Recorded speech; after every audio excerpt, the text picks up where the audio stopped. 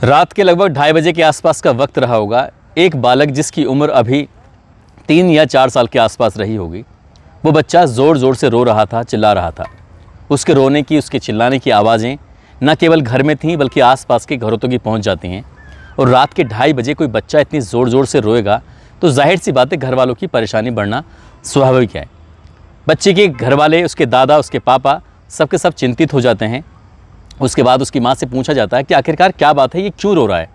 तो कहती है कि ये बुखार से बुरी तरह से तप रहा है, इसे दवाई नहीं दिलवाई तो बहुत बड़ी दिक्कत हो जाएगी। तभी उसके दादा कहते हैं कि तुम परेशान क्यों होते हो, मैं इसका अभी इलाज करा के लेके आता हूँ। उसके दादा उसको अपनी गोद में बिठाते हैं, सीधा लेके जाते हैं पास में ही एक घर होता है, गुलफ शाह का घर। ऐसा कौन व्यक्ति था उस इलाके में, उस ज़िले में, जो उस घर को नहीं जानता था। दरअसल इस लड़की पर जिन्नातों का असर था और जिसको देख लिया करती थी, जिसको छू लिया करती थी, जिसको दम कर दिया करती थी, समझ लो कि वो ठीक हो जाया करता था। वो बच्चा जब रो रहा था, रोते रोते उस बच्चे को जब उसके घर पे लेके जाते हैं, उस लड़की ने बस कुछ पढ़ा और पढ़ने के बाद कहा कि घर चले जाओ। उसके बाद वो बच्चा घर आता है, आराम से सो जाता है। हालांकि अगले दिन क्या होता है इसका पता नहीं चलता, लेकिन इस लड़की की शोहरत कुछ इस तरह से थी कि आसपास के लोग दिन निकलते ही इसके घर में आ जाया करते थे अपना इलाज कराने के लिए, क्योंकि इस लड़की पर जिन्नातों का जो असर था। और ये लड़की इतनी मशहूर हो रही थी कि लगातार रोज़ अखबारों की सुर्खियाँ बन रही थी। लेकिन इससे भी बड़ी बात ये थी कि इस लड़की के शरीर के अंदर से सुइयाँ पैदा हो रही थी। और ये बात न केवल उस ज़िले में बनती है बल्कि पूरे ज़िले में, पूरे प्रदेश में, पूरे देश में फैल जाती है कि उत्तर प्रदेश के ज़िला मेरठ में एक गांव ऐसा भी है जहां पर एक लड़की के शरीर से लगातार सुइयां पैदा हो रही हैं। जब उसके बाप से पूछा जाता है, उस लड़की का बाप कहता है कि ये सिर्फ अल्लाह की मेहरबानी है, खुदा की कुदरत है और इसकी वजह से न जाने कितनों का भला हो रहा है। तब ये लगातार जब अखबारों में खबर छप रही थी, तब सब लोग ये जानना चाहते थे कि आखिरकार इसके शरीर से सुई क्यों पैदा हो रही हैं। आज की कहानी भी उसी लड़की की है, जिसको सुनने के बाद आप भौचक्के रह जाएंगे, आप परेशान हो जाएंगे, सोचने पर मजबूर हो जाएंगे कि लोग अंधविश्वास के चक्कर में कितने पड़ जाते हैं। आदाब, नमस्कार, सत श्री अकाल। मैं उस्मान सैफी आज की जो सच्ची घटना सुनाने जा रहा हूँ, ये सच्ची घटना है उत्तर प्रदेश का एक ज़िला है मेरठ, और मेरठ ज़िले की एक थाना लगता है, इसका नाम है किठौर क्षेत्र का एक गांव। दरअसल वहाँ की रहने वाली 14 साल की गुलफ शाह नाम की एक लड़की, जो बेहद खूबसूरत, और उस लड़की के पास हर कोई सुबह सुबह पहुँच जाया करता था अपना इलाज कराने के लिए। कहता था कि बेटी एक बार दम कर दो। असल में दम होता है, कुरान शरीफ की कुछ आयतें होती हैं, उसको पढ़ना होता है और पढ़कर फूंकना होता है। जैसे ही फूंकते हैं तो समझ लो सामने वाले को सेटिस्फेक्शन मिल जाता है कि अब मैं ठीक हूँ, और करने वाला इस तरह से करता चला जाता है। कभी पानी में दम करता है, कभी किसी खाने की चीज़ में दम करता है। ऐसे ही लड़की दम करती थी। और इस लड़की के बहुत सारे लोग ऐसे होते थे जो हाथ चूमते थे और हाथ चूमकर अपनी आँखों से लगाया करते थे। ये सिलसिला लगातार चल रहा था और लगातार ये खबर अखबारों में छप रही थी।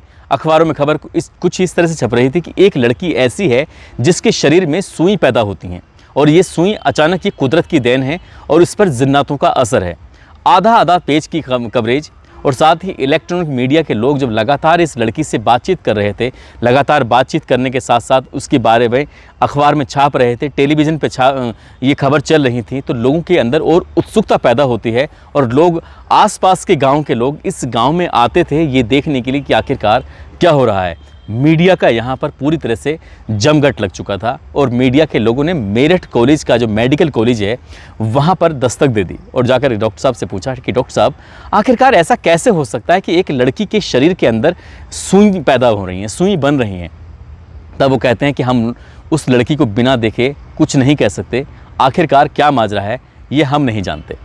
दरअसल वहाँ नज़दीकी डॉक्टर ने उसका उपचार किया था। उपचार करने के दौरान जो ऑपरेशन किया, ऑपरेशन से उसके अंदर सुई निकली थी और सुई कुछ अलग थी। जैसे क्या हम सुई और धागा होता है जिससे सिलाई करते हैं, उसके पीछे जो सुई में धागा लग जाता है, वैसी ही सुई थी और वो उस शरीर से निकल रही थी। और जब ये सब चीज़ें अखबारों के माध्यम से लोगों को पता चलती है तो लोग वाकई आश्चर्यचकित थे। एक तांत्रिक ने कहा था कि जिन्नात इसके अंदर लोहे की शक्ल में प्रवेश करते हैं और इसके शरीर में जगह जगह दर्द होगा, और जब दर्द होगा तो समझ लो कि इसके अंदर जिन्नात ने प्रवेश कर दिया है, और जब ये जिन्नात आता है तभी लोगों को फ़ायदा होगा। बस लोगों को इसी तरह से इंतज़ार था। और 8 महीने से लगातार ऐसे ही उसके शरीर में दर्द उठता था। जब दर्द होता था, जिस हिस्से में होता था, शरीर के हिस्से में, चाहे वो सीने पे हो, चाहे वो थाई पर हो, चाहे वो हाथों में हो, चाहे पैरों में हो, कहीं भी हो, शरीर के अलग अलग हिस्सों में दर्द होता था। वहाँ सुई बनती थी और सुई को डॉक्टर निकाल दिया करते थे। जब लगातार कवरेज चल रही है, लगातार अखबारों में आ रहा है, टेलीविज़न पर आ रहा है, तो हर किसी के अंदर उत्सुकता थी। मेडिकल कॉलेज के प्रिंसिपल से पूछा तो उन्होंने कहा कि हम बिना लड़की को देखे उसके बारे में कोई बता ही नहीं सकते कि आखिरकार वो कैसे उसके अंदर सुई बनती है, नहीं बनती है। मीडिया का जमघट अब लग जाता है उस लड़की के घर पर, और उस लड़की के पापा से पूछा जाता है कि जब तुम्हारी लड़की के शरीर में सुइयाँ बन रही हैं तो इसे बड़े डॉक्टर को क्यों नहीं दिखाते हो, क्या बात है। कई बार ये लड़की बहुत दर्द से, बहुत तकलीफ़ से गुजरती है, भले ही चाहे लोगों का इलाज करती हो, लेकिन खुद भी तो तकलीफ़ से गुजरती है। जब घर वालों ने लगातार इस बात पे इग्नोर किया और मीडिया वाले लगातार दबाव बना रहे थे, तब कहीं जाकर आबिद मीडिया की बातों में को मानता है, और मानने के बाद उसी मेडिकल कॉलेज में पहुंच जाता है जिस मेडिकल कॉलेज के प्रिंसिपल का लगातार बयान छप रहा था। उसके बाद ये अपनी बेटी को लेकर पहुंचते हैं, और जैसे ही वहाँ बातचीत का सिलसिला चल रहा था, अचानक ही लड़की के शरीर के एक हिस्से में दर्द होने लगता है। दरअसल जांघ में उसकी दर्द हो रहा था। जब जांघ में दर्द हो रहा था तो डॉक्टर ने कहा ठीक है, हम इसे देखते हैं। डॉक्टर का एक पैनल उस लड़की के उपचार के लिए लग जाता है, और जैसे ही उपचार के लिए लगता है तभी उस लड़की के शरीर के अंदर से सुई निकल आती है। जब सचमुच सुई निकलती है तो वाकई ये करिश्मा हो जाता है, और अखबार में बड़ी बड़ी खबर छपती है, आधा आधा पेज की कवरेज होने लगती है। अब न केवल उस डॉक्टर के दिमाग में दर्द होने लगता है, बल्कि पूरे इलाके में सनसनी फैल जाती है कि अब तक तो छोटे डॉक्टर इसका इलाज कर रहे थे, लेकिन अब तो मेरठ कॉलेज के जो मेडिकल कॉलेज है उसके बड़े सीनियर डॉक्टर इसका इलाज कर रहे थे, उनके सामने भी सुई निकली है। कुछ ना कुछ तो बात है। अब हर कोई जानना चाहता था कि आखिरकार इस लड़की के अंदर से सुई क्यों निकल रही है। और ये बात न केवल अब ज़िले में थी, बल्कि प्रदेश के मुख्यमंत्री या फिर बड़े बड़े ऑफिसर तक पहुंच जाती है।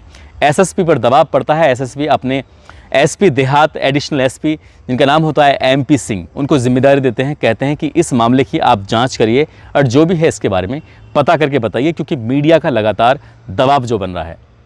अब यहाँ से एडिशनल एसपी एक महिला दरोगा, एक पुरुष यानी कि इंस्पेक्टर को, महिला दरोगा और इंस्पेक्टर को तैनात करते हैं और कहते हैं कि इस मामले की जांच करके बताओ कि आखिरकार माजरा क्या है, आखिरकार इस लड़की के शरीर में ऐसी क्या दिक्कत आ रही है। क्योंकि यहाँ पर एमपी सिंह सीधे प्रिंसिपल के पास पहुँचते हैं और प्रिंसिपल साहब से बात करते हैं। बात करने के बाद कहते हैं कि क्या सचमुच उसके शरीर के अंदर से सुई निकली थी। वो कहते हैं कि हाँ, सुई निकली थी और हमने खुद निकाली है, हमने खुद अपनी आंखों से देखी है।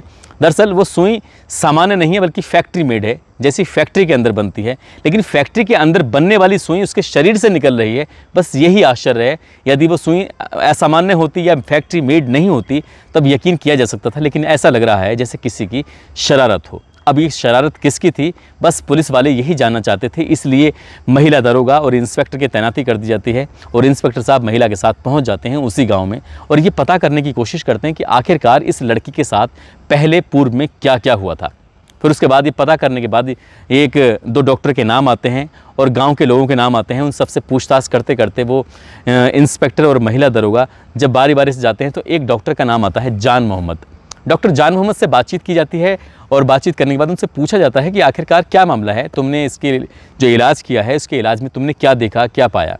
तब वो कहते हैं कि हाँ साहब, इलाज तो मैंने किया था, लेकिन इसमें एक और डॉक्टर हैं जिनका नाम है डॉक्टर ज़ुबैर और जान मोहम्मद, इन दोनों को पकड़ा जाता है। साथ ही एक डॉक्टर होते हैं डॉक्टर साजिद, इनको भी पकड़ा जाता है। 3 डॉक्टर होते हैं, तीनों डॉक्टर से अलग अलग पूछताछ की जाती है। पूछताछ करने के बाद, उनसे बातचीत करने के बाद उनसे कुछ ऐसी चीज़ें निकल के सामने आती है जिनको सुनकर, जिनको देखकर वाकई हैरानी होती है। तब उस इंस्पेक्टर को पता चलता है कि कुछ ना कुछ दाल में काला है, और उसके बाद फिर डॉक्टर साहब से जब सख्ती से पूछा जाता है तो वो चौंकाने वाली बात करते हैं। दरअसल वो कहते हैं कि ये लड़की अब से 7 या 8 महीने पहले, यानी कि नवंबर 2002 को ये लड़की अपने पिता आबिद के साथ, इनकी गुलब शाह अपने पिता आबिद के साथ पहुंचती है डॉक्टर जान मोहम्मद के पास। और वहां जाने के बाद कहती है कि डॉक्टर साहब, मुझे बुखार आ रहा है, मुझे बहुत तकलीफ़ है, मुझे बहुत परेशानी है। क्योंकि डॉक्टर गांव के अंदर जो होते हैं वो मोस्टली वो डिग्रीधारी नहीं होते, बल्कि झोला छाप डॉक्टर होते हैं। वो भी एक झोला छाप डॉक्टर होते हैं। गाँव के अंदर एक क्लिनिक उन्होंने बनाया हुआ था, एक दुकान में खोला हुआ था। आधी दुकान में तो वो खुद बैठते थे, और आधी दुकान के अंदर एक बेंच लगाई हुई थी, बीच में पर्दा डाला हुआ था। और उसके बाद इस वहाँ मरीज़ को, जो कुछ ऐसे मरीज़ होते थे जिनको वो देखने की कोशिश करते थे कि इस तरह से उस लड़की को जब देखते हैं, वह पिता के साथ आती है, तो वो अपने मरीज़ से कहते हैं कि तुम जाकर अंदर लेट जाओ और मैं तुम्हें देखना चाहता हूँ। लड़की इतनी ज़्यादा खूबसूरत, जिसकी खूबसूरती को देख के अच्छे अच्छे लोग पिघल जाएं, वो डॉक्टर क्या चीज़ थी। उस डॉक्टर ने उस लड़की को अंदर बिठाया, उसके बाप बाहर अपनी बेटी का इंतज़ार कर रहा था। लड़की सचमुच बीमार थी, बुखार से परेशान थी। उसने उस लड़की को बेंच पर लिटाने के बाद शरीर के अलग अलग हिस्सों को 5 या 6 मिनट तक ऐसे ही छूता रहा और उस लड़की ने इसका कोई विरोध नहीं किया। वो शरीर के अलग अलग हिस्सों पर हाथ फेर रहा था, कभी छूता था, कभी उसे कुछ करता था और ये बार बार कोई ना कोई बहाने से कहता था कि यहाँ दर्द तो नहीं हो रहा है, यहाँ तकलीफ़ तो नहीं हो रही है। और 6 मिनट तक वो अपने उस बैड टच के साथ उसको ऐसे ही टच करता रहा, उसके साथ खेलता रहा। और जब 5 या 6 मिनट निकल जाते हैं, उसके बाद वो अपने कुर्सी पर आकर बैठ जाता है और उसे कहता है कि तुम्हारी लड़की को बहुत दिक्कत है, परेशानी है और कोई बात नहीं, तुम एक काम करो, मैं 2-3 ये टेस्ट लिखता हूँ, ये टेस्ट करा के मुझे लेके आओ कल और मैं इसे दिखाता हूँ। इससे पहले कि वो यहाँ से लड़की और उसके पिता निकल के जाते, तभी एक तांत्रिक की वहाँ पर एंट्री होती है। वो होते हैं कलीम मियाँ। कलीम मियाँ जैसे ही अंदर आते हैं और वो बाप बेटी यहाँ से निकल रहे हैं, तो दोनों का आमना सामना होता है और देखते ही कलीम मियाँ उस लड़की को देख के कहते हैं कि कितनी खूबसूरत लड़की है यार, ये थी कहाँ अब तक। तो इसी बात पे डॉक्टर साहब कहते हैं कि यार मुझे भी इससे प्यार हो गया है, मुझे भी इसे मतलब मन करता है कि मैं इसे अपने पास रखूं, अपने साथ कुछ इसके साथ करूं। जब एक तांत्रिक और एक डॉक्टर यानी कि झोला छाप डॉक्टर जब आपस में दोनों बातचीत करते हैं, तो इस बातचीत के सिलसिले में इन दोनों ने एक प्लानिंग की। उन्होंने कहा कि मैंने कुछ इसमें दवाइयाँ लिखी हैं, कुछ ऐसे टेस्ट लिखे हैं, ये लड़की कल दोबारा से यहाँ पर आएगी और जब आएगी तो कुछ ना कुछ ऐसा कुछ नया करना चाहिए जिससे कि बात बन सके।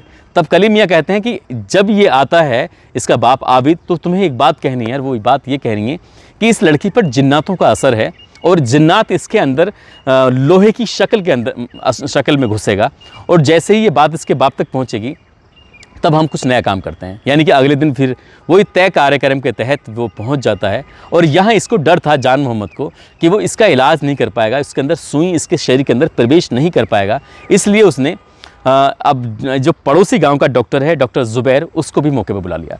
अब डॉक्टर ज़ुबैर भी आ जाता है और ये तय कार्यक्रम के तहत मतलब कि अगले दिन उस बाप और बेटी को आना था, वो रिपोर्ट लेके आते हैं। रिपोर्ट सब सामान्य थी, उसमें कोई दिक्कत वाली बात नहीं थी, लेकिन उसने उस लड़की को लिटाया और लिटाने के बाद उस लड़की को एक बेहोशी का इंजेक्शन दिया और बेहोशी का इंजेक्शन देने के बाद उस लड़की के अंदर, उसके शरीर के अंदर सुई प्रवेश कर दी और सुई प्रवेश करने के बाद तब वो आराम से उसके साथ ऐसे छेड़छाड़ करते रहे।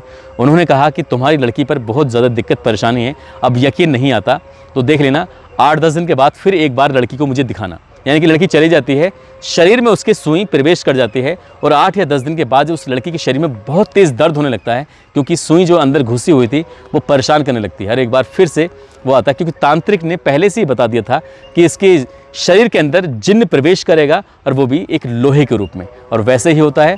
उसका उपचार किया जाता है। बाप को कहा जाता है कि तुम कुछ दवाइयाँ लेके आओ। बाप दवा लेने के लिए दूर चला जाता है अपने उस गाँव से। दवाइयाँ जानबूझ के ऐसे ही लिखी जाती हैं जो उस गांव में मिलती ही नहीं या आसपास के गांव में ना मिलें। उस लड़की को एक बेहोशी का इंजेक्शन दिया जाता है, उसके शरीर के अंदर से वो सुई निकाली जाती है ऑपरेशन करने के बाद, और पहले जान मोहम्मद उसका बलात्कार करता है। उसके बाद फिर डॉक्टर ज़ुबैर उसका बलात्कार करता है और बलात्कार करने के बाद इसी बीच में उसका जो पापा हैं, उसके अब्बू हैं आबिद, वो भी मौके पर पहुँच जाते हैं और वो उसे कागज़ में लपेट कर वो सुई दिखाई जाती है कि देखो तुम्हारी बेटी के अंदर से इस तरह से सुई बन रही हैं। अब यहाँ से सिलसिला शुरू हो जाता है और हर 8वें दिन, 10वें दिन, 15 दिन जब भी मौका मिलता था तभी उस लड़की के अंदर एक सुई निकाल ली जाती थी, दूसरी सुई उसके अंदर प्रवेश कर दी जाती थी। जब उसे दर्द होता था तो वो सुई निकलवाने के लिए आती थी और ये खबर धीरे धीरे आग की तरह इलाके में फैल जाती है और लोगों को एक मैसेज दिया जाता है कि इस लड़की के शरीर में जिन्न प्रवेश कर गया है और इसलिए लोग उससे अपना इलाज कराने के लिए, मतलब अंधविश्वास की पराकाष्ठा की एक लिमिट होती है, यहाँ बिल्कुल पूरी लिमिट क्रॉस हो चुकी थी और कितने लोग उस लड़की के दर्द को समझ नहीं पा रहे थे और उस लड़की से इलाज कराने के लिए आते हैं।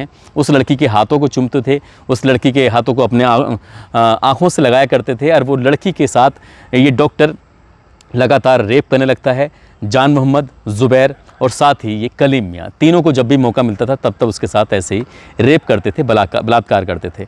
जब जब उस लड़की को बेहोशी का इंजेक्शन दिया जाता था, उस बेहोशी के इंजेक्शन देने की शुरुआती दौर में जब डॉक्टर की डिमांड बढ़ जाती है तो पास के ही गांव से ये इंजेक्शन लेकर आया करता था। उस डॉक्टर का नाम होता है डॉक्टर मामूल।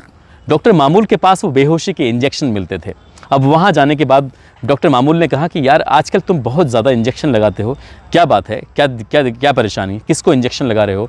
जब ये वाली बात डॉक्टर मामूल पूछता है तो डॉक्टर जान मोहम्मद को ऐसा लगता है कि शायद मामूल को ये बात पता चल गई है। तब वो पूरी कहानी उसके सामने बयां कर देता है। अब मामूल भी उसके साथ मिलकर रेप करने लगता है। यानी कि अब तक मिला के 4 लोग, 3 डॉक्टर होते हैं, एक तांत्रिक होता है, और धीरे धीरे जब कहानी आगे बढ़ने लगती है एक डॉक्टर और शामिल हो जाता है। अब 4 डॉक्टर और एक तांत्रिक मिलकर इस लड़की के साथ लगातार रेप कर रहे थे। उसके अंदर सुई डालते थे और वो सुई निकालते थे, लोगों को पता चलती थी। यही बात जब अखबारों के माध्यम से लोगों को पता चलती थी, लगातार टेलीविज़न के माध्यम से ये चीज़ें वायरल हो रही थी, तो ये एक आश्चर्य का विषय बन गया था मेरठ क्षेत्र में कि एक लड़की ऐसी भी है जिस पर जिन्नातों का असर है, जिसके शरीर के अंदर से सुई बन रही है। लेकिन जब इस मामले की जाँच की जाती है तो पता चलता है ये तो इस लड़की के साथ गलत काम हो रहा है। और एक दिन आता है 22 जून 2003, एडिशनल एसपी यानी कि एसपी देहात MP सिंह ये कठोर थाने के SHO को फ़ोन करके कहते हैं कि मैंने इस मामले की अपने स्तर से व्यक्तिगत तरीके से जांच कराई है, मुझे ये 4 या 5 जो भी हैं, एक तांत्रिक और 4 डॉक्टर हैं, इनको जल्द से जल्द गिरफ्तार करके लेके आओ और बात करनी है। उन्हें गिरफ्तार करके थाने लाया जाता है और थाने लाने के बाद जब प्रेस कॉन्फ्रेंस की जाती है तो मीडिया के यहाँ जमघट लग जाता है और मीडिया के सामने वो अपनी सारी सच्चाई, पूरी कहानी जब बयां करते हैं तो लोग सुनकर हैरान थे, परेशान थे। लोगों का गुस्सा फूट जाता है, न केवल प्रशासन का गुस्सा फूटता है बल्कि पत्रकार और आम लोग इतने परेशान थे कि एक 14 साल की बच्ची के साथ लगातार 8 महीने से बलात्कार हो रहा है और लोगों को ये मालूम किया गया कि ये कुदरत का करिश्मा है, ये अंधविश्वास नहीं तो क्या होगा। हालांकि 4 को गिरफ्तार करके या 5 को गिरफ्तार करके जेल भेज दिया गया था और पुलिस ने, आम लोगों ने भी उन आरोपियों की जमकर खबर ली थी और उसके बाद उस इलाके में फिर किसी लड़की को कोई सुई नहीं निकली। दोस्तों, इस घटनाक्रम को सुनाने का उद्देश्य भी किसी को परेशान करना नहीं है, किसी का दिल दुखाना नहीं है, बल्कि आपको जागरूक करना है। यदि आपके आसपास किसी भी बहन बेटी के साथ इस तरह की कोई दिक्कत, कोई परेशानी हो रही है तो आपको जागरूक रहने की ज़रूरत है। इस तरह से अंधविश्वास के चक्कर में पड़ने की बिल्कुल भी ज़रूरत नहीं है।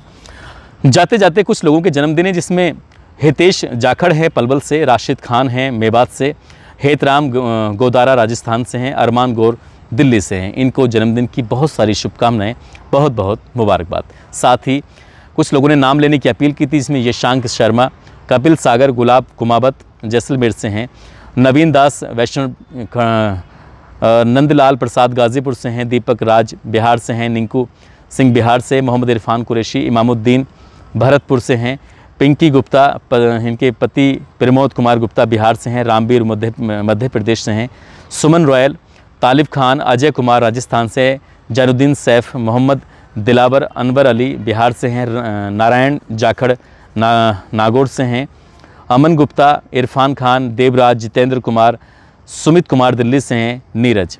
इन लोगों ने नाम लेने की अपील की थी। आप सब लोग अपना ख्याल रखें, सुरक्षित रहें। जय हिंद, जय भारत।